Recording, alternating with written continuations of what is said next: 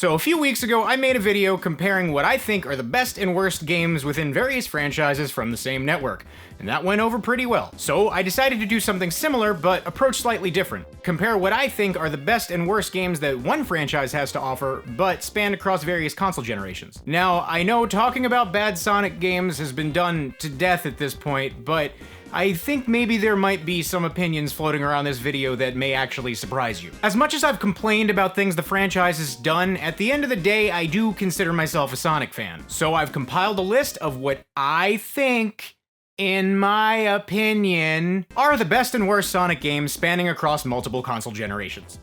Let's go! Alright, so we're gonna go in chronological order here. We're gonna start with the Genesis, then move on to the Dreamcast, then the Wii, which I'm giving its own section because it's technologically stuck in this weird place between the 6th and 7th console generations, then the 360, and then finally, current gen. So I guess going in chronological order has me beginning with something I don't think I've ever talked about on my channel before. But I'm starting off the entire list with not only my favorite Sonic game, but my favorite video game of all time. I'm pretty sure I've spent more hours playing this game than any other, so I pretty much know this one like the back of my hand. Sonic the Hedgehog 2, in my opinion, is the epitome of what classic Sonic's gameplay was known to be. I know a lot of people's favorite is 3 and Knuckles, but as good as that game is, it had a whole lot of stopping and careful platforming. Sure, you had stages like Hydro City Zone, but where Sonic 3 had its moments of fast-paced action, Sonic 2, on the other hand, is full of it. Hydro City Zone is a major highlight of Sonic 3 because of its fast-paced gameplay, and while I think that's a great stage, people like it for a reason, and it's a reason that I think is way more prevalent in Sonic 2's level design. Pardon the cliche, but I think Sonic 2 encompasses the whole gotta go fast thing better than any other of the classic 16-bit Sonics. One major complaint I do hear a lot about are the special stages, which I find funny because up until a couple years ago, I had the exact same complaint. Basically, the thing that most people say is that if you're trying to get the Chaos Emeralds, playing with Tails is a hindrance because you can't really control him in the special stages. Whenever you move or jump, Tails follows up as well, only there's a slight lag. So you make your input, Sonic moves, and then Tails follows behind with the same movement, which often leads to Tails getting hit by hazards, which easily causes you to lose rings, which you need to finish the stage. Essentially, playing with Tails gives you 2 hurt boxes. Now, for the longest time, I agreed, until I realized something. Tails is behind you. Sure, Tails gets hit easily and loses rings, but he only loses the rings he collected, not Sonic. As long as your gameplay is good, Tails only picks up the rings that you missed. And I know there's a slight difference in ring number requirements with the Sonic or Tails alone campaigns versus Sonic and Tails, but in my opinion, it's barely enough to warrant acting like playing as both characters hinders you in any way. If anything, it's a handicap. Also, if you really want to, you can pause buffer and cheese your way through the special stages. All of the music in this game is amazing, and coupled with its consistently tight level design, I really think this is the pinnacle for classic Sonic. And even the game's only true low point, Metropolis Zone, which is the only blemish on an otherwise incredible game, and I don't know why the fuck they felt the need to make the stage 3 acts long, even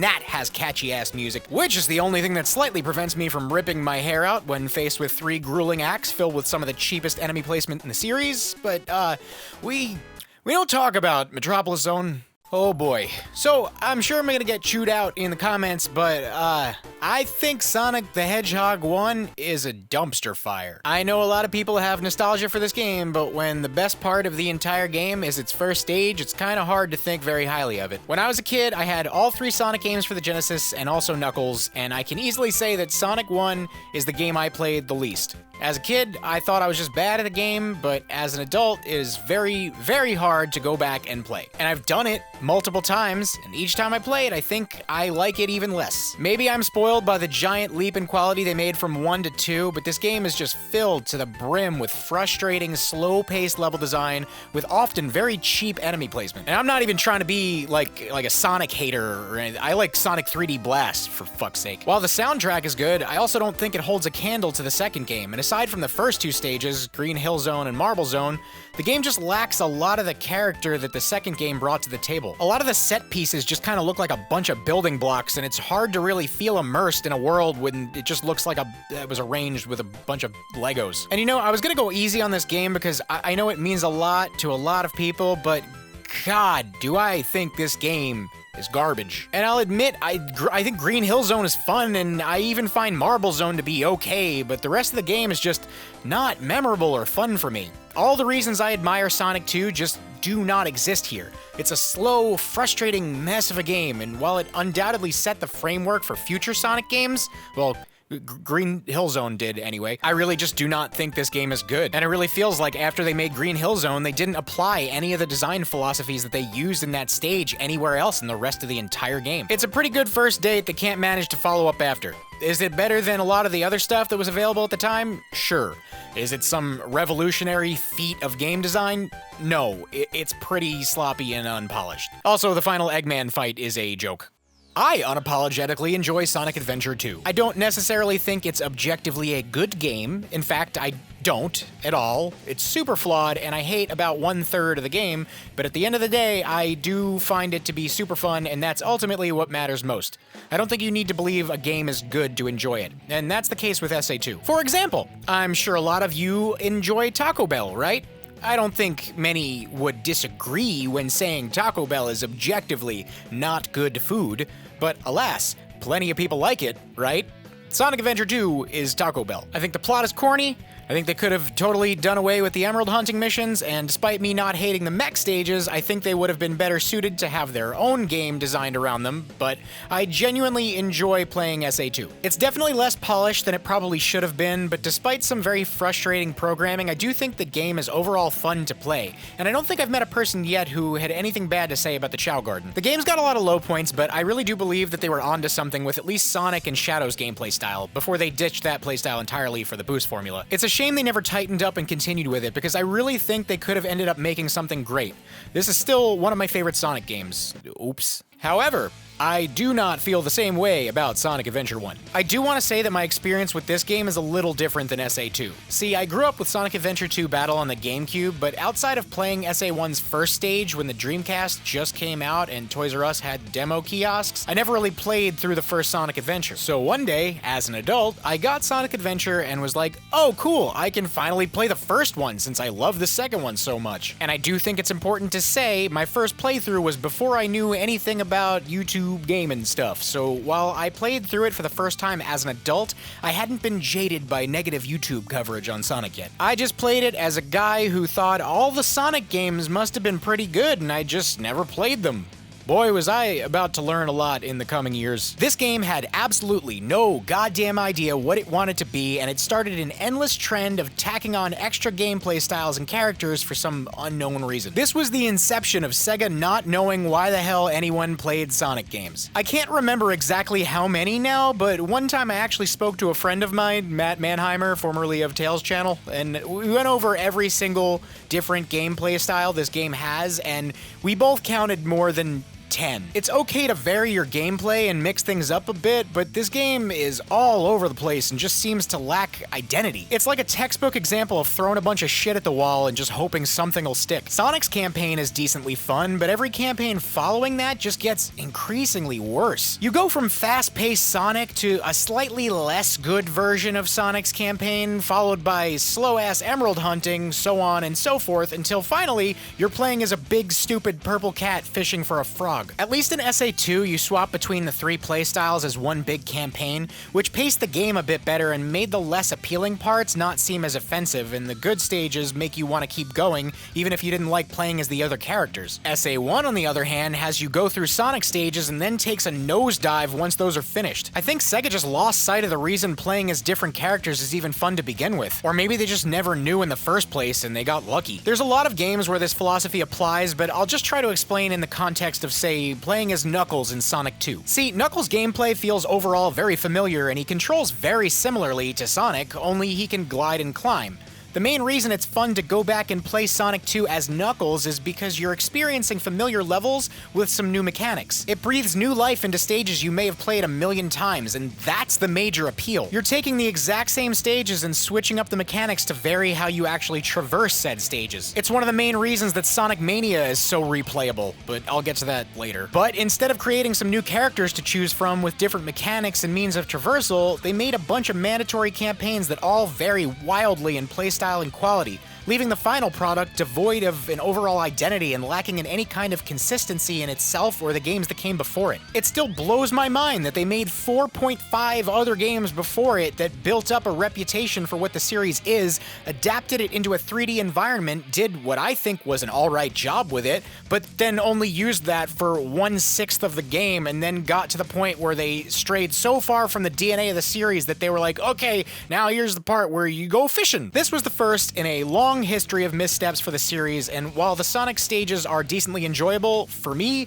playing this game is like watching a car wreck in slow motion. Sonic Colors for the Wii is a fun game. It takes the boost formula established in Sonic Unleashed, couples it with a modern take on Sonic's 2D level design, and overall makes a pretty polished, fun experience. I can't say I really like the fucking wisps, but I'm hard-pressed to find many things to complain about with this one. To me, it's easily the best that this generation had to offer. This is one of those games where I really do enjoy it a whole lot, but I just don't have that much to say about it. It's not at all that the game's unremarkable, because if it was, I wouldn't think so highly of it, but I think its strongest suit is just the fact that it's a solid experience. It plays it pretty safe overall, but I think that's really what I was looking for in a Sonic game when I played it. Just fun, well-designed levels where I got to play as Sonic the goddamn Hedgehog, not as endless sea of animal buddies or this fucking thing. It's a shame the Wii version was never ported to anything else. It's one of the best modern Sonic games, and it's only available on one console. Ever wanted to play a game where Sonic the Hedgehog wields a talking sword with bad motion controls in a fight against King Arthur?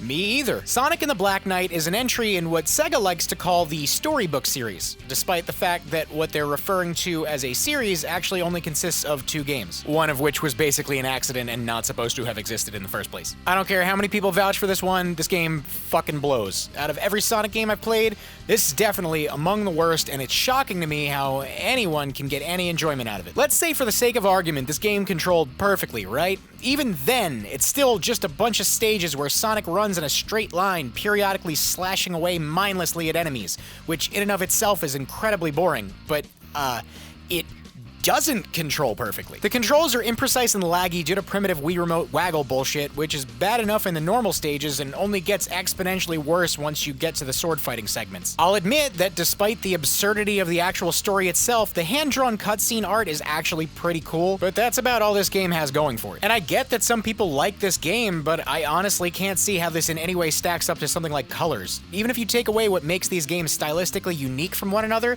Sonic and the Black Knight just has a very obvious lack in quality and polish in comparison. Not that I think you can't like one if you like the other, but this, I don't see it, man. Sonic Generations marked the beginning of 2 things, a return to form and an over-reliance on nostalgia, but mostly Green Hill Zone. Before talking about the fact that I actually really enjoy this game, I'd just like to address the elephant in the room, that being the fact that this kickstarted the whole "I can't believe they're using Green Hill Zone again" trend. See, in Sonic Adventure 2, they included Green Hill Zone as a bonus stage for the few people who were strong-willed enough to jump through the hoops you had to access it.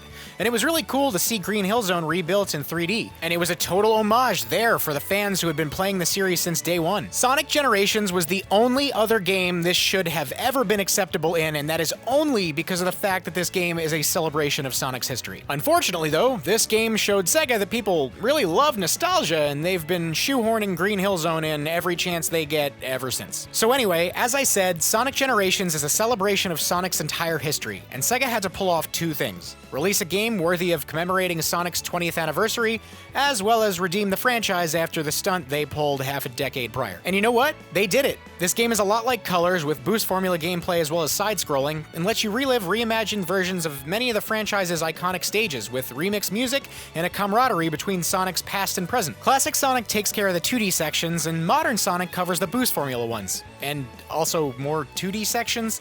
This part never really made sense to me and kind of trivialized classic Sonic's inclusion, but at the end of the day, this is actually a quality game, and I'm sure the masses were just happy enough to get a game that wasn't a complete fucking mess. And here's the reason Sonic Generations needed to be as good as it was, because when they tried celebrating Sonic's 15th anniversary, this happened. Now, you all knew before even clicking this video that this game had to be on this list, but what most of you probably are going to be shocked to hear is I didn't hate it. Don't get me wrong, this is an unfinished, unfocused, badly programmed garbage dump of a game that was very clearly rushed and should have never been released in the state that it was released in, but while I do think all of it is executed badly, there's still some good ideas in here, and honestly, I know how many people beg for Sonic Adventure 3 every year, but, this was your Sonic Adventure 3. This was the last game that ever featured Sonic Adventure's gameplay style, so it's no wonder Sonic Team never tried to return to it. There isn't really much I can say about this one that hasn't already been said though, which is why, despite the sea of requests I've gotten, I could never make a dedicated video about it. The game is buggy as all hell, the camera made me need to take a break on several occasions because I was getting motion sickness, the load times are atrocious, and the story is completely fucking stupid and sometimes very questionable, but every once in a while, in between the gigantic gaps of monotonous or borderline unplayable trash, there's tiny glimpses of what actually could have been a decent successor to the Adventure series. Nothing in me thinks this game is good, but I just wonder how it would have turned out in a timeline where Sonic Team actually took their time and gave a shit. There were some genuinely good ideas in here, and I guess that's why fans are now trying to remake a playable version of it for PC. As always, leave it to the fans to give more love to the franchise than Sega does. Sonic fans do what Sega don't. And finally, the game that would be my favorite Sonic game if not for its over-reliance on nostalgia and my sworn allegiance to Sonic 2. This is by far the best design and best controlling Sonic game. I want to say classic Sonic game, but in my opinion, no other title touches this one in terms of quality. I'm sure you all know the story by now, but for those of you who might not be aware, basically, this Sonic fan, Christian Whitehead, decided one day he was gonna make a port of Sonic CD for mobile devices, and Sega was like, oh shit, our mobile port sucks, this is way better, let's just hire this guy instead. And then years later, bing bang boom, he's spearheading the newest classic Sonic game. That's an insane oversimplification, but just for the sake of keeping it brief, there you go. It's kind of weird because the whole point of Sonic Generations was to celebrate Sonic's history, and this game kind of sort of does it again, but not really. I'm gonna just start out by saying that I love every stage in this game, like even Act 1 of Mirage Saloon Zone, but that may just be because I love Sonic 2. But where this game shines brightest is in its original work. Not that anything is really rehashed, because even the classic levels are brand new reimaginings, but I do believe this game probably shouldn't have relied so much on the old stuff. And I think now that this game performed as well as it did, they'd be able to really stretch their wings with a sequel. I think my favorite part about this game is that it feels more like Sonic 2 as opposed to 3, with the overall speed and flow. Everything is fast-paced, and the game just feels good to play. And even the special stages are genuinely fun and not overly difficult, which is a godsend. They really managed to perfect classic Sonic's gameplay here, and it's funny that it took a Sonic fan to do it. And then they had the audacity to go in and make the game better with the release of Sonic Mania Plus, which added 2 new characters and a new mode. The replayability of this game is fucking insane, and I honestly cannot remember the amount of times I've beaten it at this point. If not for Sonic 2, this would be my all-time favorite Sonic game. If you somehow manage to let this one slip by you, turn on whichever current-gen console you own right now, you buy it. You go now, you buy it, you play it. Well, now that a Sonic fan set the bar, seemingly creating one of, if not the greatest Sonic game ever made, surely Sonic Team themselves had to follow up with something great, right? Nah. Sonic Forces is a perfect example of why Sonic Team apparently can't be trusted with this franchise anymore. And they even had the audacity to shoehorn itself in with Mania and tie the stories together. Sonic Mania would have done just fine on its own, but nope, they needed continuity in the lore. Lore that they can't even honor because they can't even get their story straight, as this is a continuation of the Groundwork Generations set, and in Forces, they refer to classic Sonic as being from another dimension, when in Generations, he was supposed to be from the past. Cool. I guess we just don't give a fuck. Is this the worst Sonic game ever, or even one of the worst games ever? No. It's perfectly fine and playable, sort of, because classic Sonic controls like dog shit, but this is a laughable follow-up to what was one of the best games in the franchise. It's also a AAA title that's main campaign is only a few hours long. Sure, the OC creator was total fan service, but other than that, the only other remarkable thing about this game is the theme song by the guy from Hoobastank. Sonic Mania wasn't supposed to be a main series game. It was supposed to be a smaller side game, but yet had way more polish put into it, and even has a longer main campaign. Not to mention tons of additional content and other characters which promote replayability. Sonic Forces has different clothes and guns. Yeah, because everybody loves when there's guns in Sonic games. There is genuinely more content in this small side game than what was supposed to be some big epic entry into the main series. Not to mention a very big portion of this game you don't even play as Sonic. I've said this in another video, but this game just feels like a bootleg version of Generations. At first glance, it looks very reminiscent of Generations, and it shares many similarities, but it's much less polished, controls a lot worse, and has very bland level design. But alas, the game wasn't totally hated, and unfortunately, a big chunk of the fan base now has been conditioned to think that if a game isn't an unplayable broken mess, it counts as a good entry, and that's honestly pretty sad. At the end of the day, I'd like to think that I am a Sonic fan. I just wish Sega could get their shit together where he's concerned, because it's been proven on multiple occasions that with time and care, the franchise really does stand out amongst the greats. And also, Sonic Boom happened. Hey, thanks for watching the video. If you want to see more, there's 2 other videos on the screen right there you can check out. And if you want to see when I upload new stuff, click that subscribe button. And also, if you want to donate to my Patreon, if you feel like you want to do that, the link's right there too. So thank you.